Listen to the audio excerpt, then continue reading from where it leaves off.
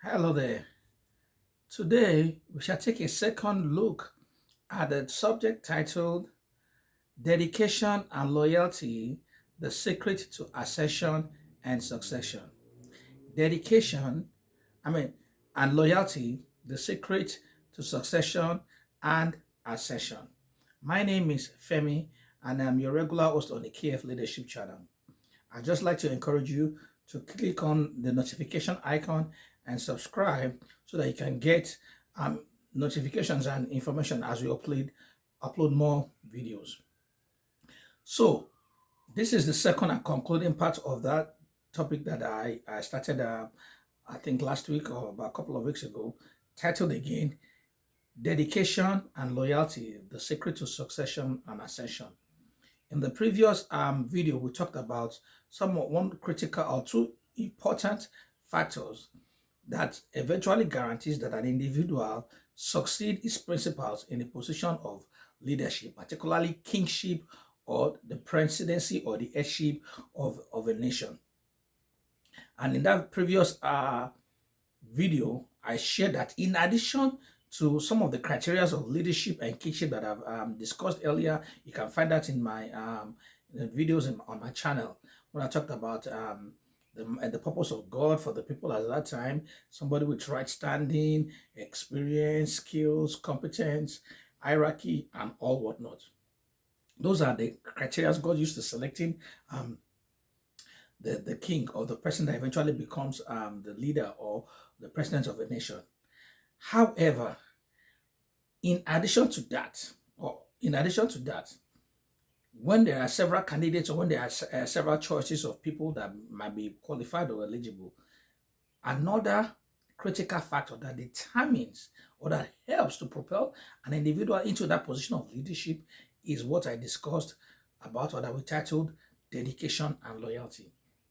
It is written in scriptures clearly. I think it's in First or Second Samuel that God hates rebellion. God hates rebellion. It says that it likens the spirit of rebellion and anarchy to witchcraft. And I was like, look, anything that has to do with rebellion, God does not want it. But God loves what we call loyalty and dedication. And so for certain individuals, or for an individual to get into the position of leadership or kingship, especially when there are so many people vying for that position, one of the key elements that helps to propel an individual is what I call this principle of loyalty and dedication. And we can see, for example, let's look at the life of Moses. Moses was the leader appointed by God to lead the children of Israel out of bondage in Egypt to the promised land. And at the time God instituted Moses or commanded Moses to go about this job or this assignment, he also anointed and commissioned Moses' brother Aaron with him. And there was also Moses' sister, I think Miriam, or yeah, I can't remember her name now. And those played a critical role in the life of Moses. And as Moses continued in his journey, there was need for him to appoint leaders whose spirit of Moses was poured into them. And we had the case of Korah, Dathan, and Abiram. And these were leaders of clans and leaders of divisions among the children of Israel, who were close to Moses, who by virtue of hierarchy alone were supposed to take after Moses. But there was one critical problem with them. In their lifestyle, in their journeys, they rebelled against Moses. Even though some of the things that they were asking or they were complaining about or that they called the attention of Moses to were actually right. Were not really something that it was something that Moses had told them, but they went about it in a manner that was rebellious. And because of that, some of them died in case of Korah, Dathan, and Abiram, because they did not just go against Moses, they led an insurrection.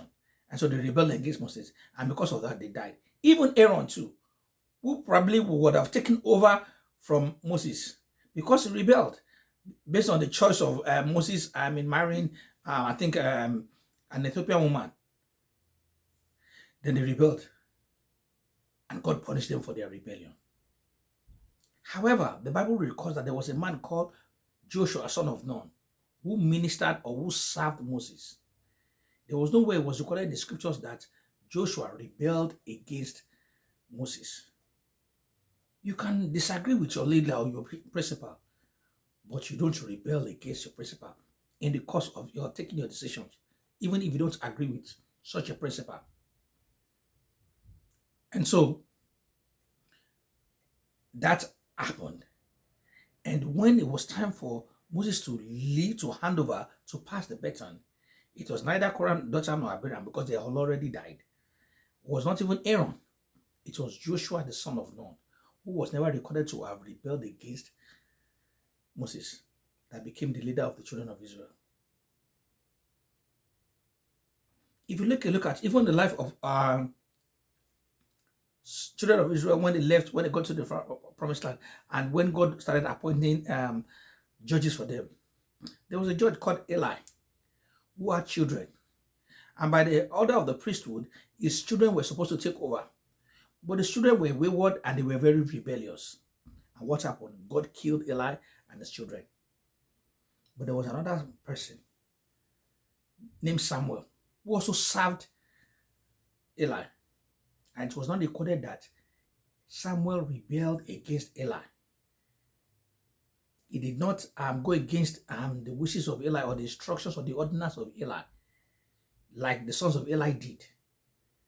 And so Samuel was never punished, he never perished, but became leader and ascended the throne, or succeeded Eli, and he became one of the greatest leaders in the lives of the children of Israel.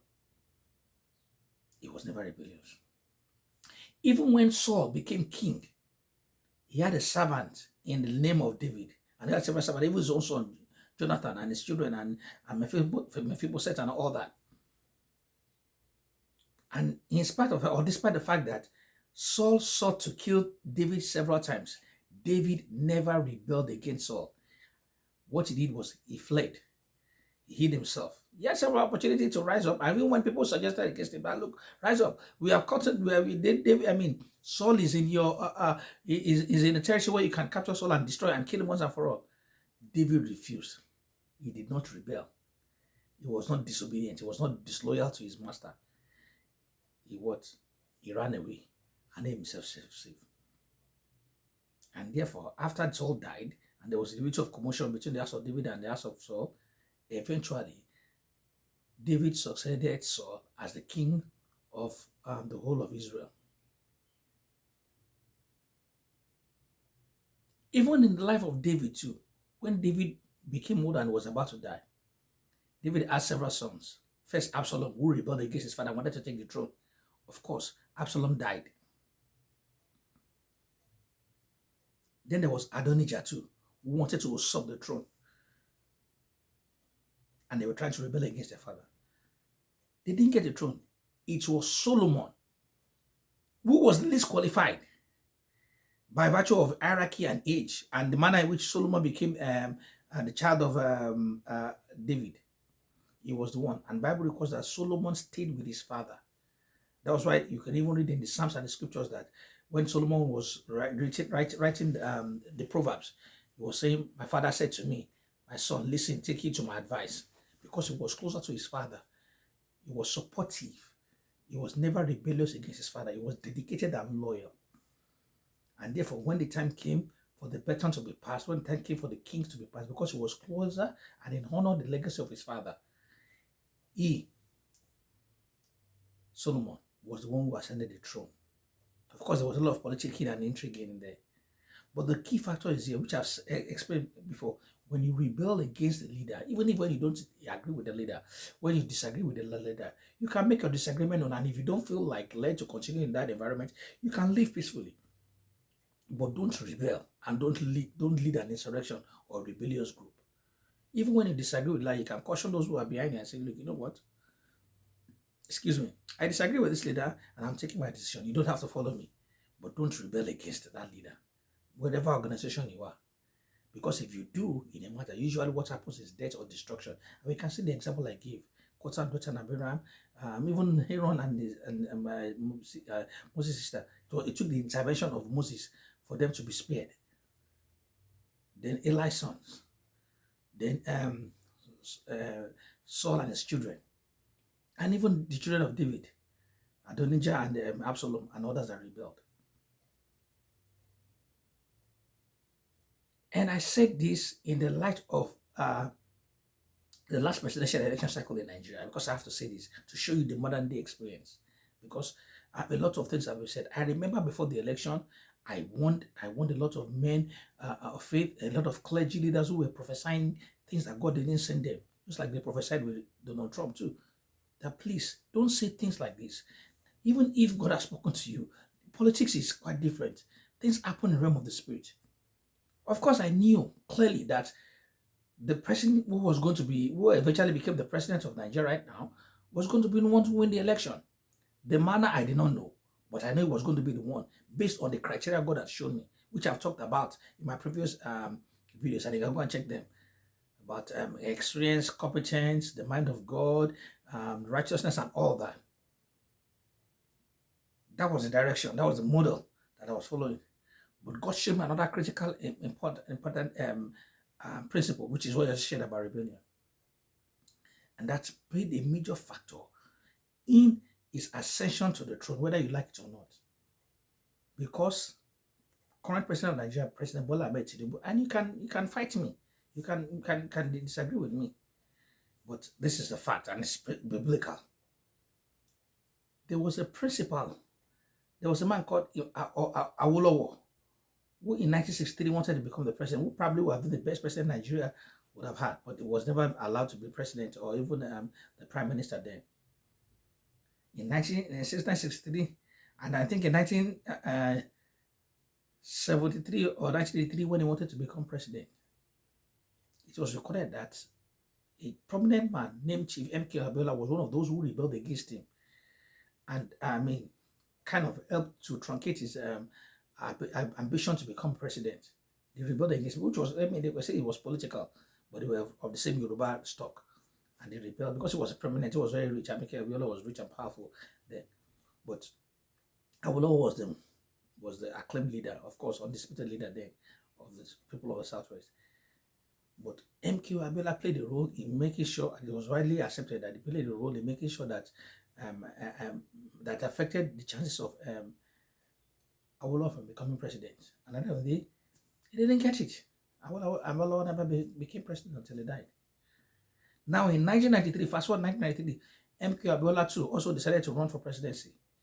He won the election fair and square, but his election was annulled. And while his election was annulled, he was incarcerated by the military and he spent years in prison.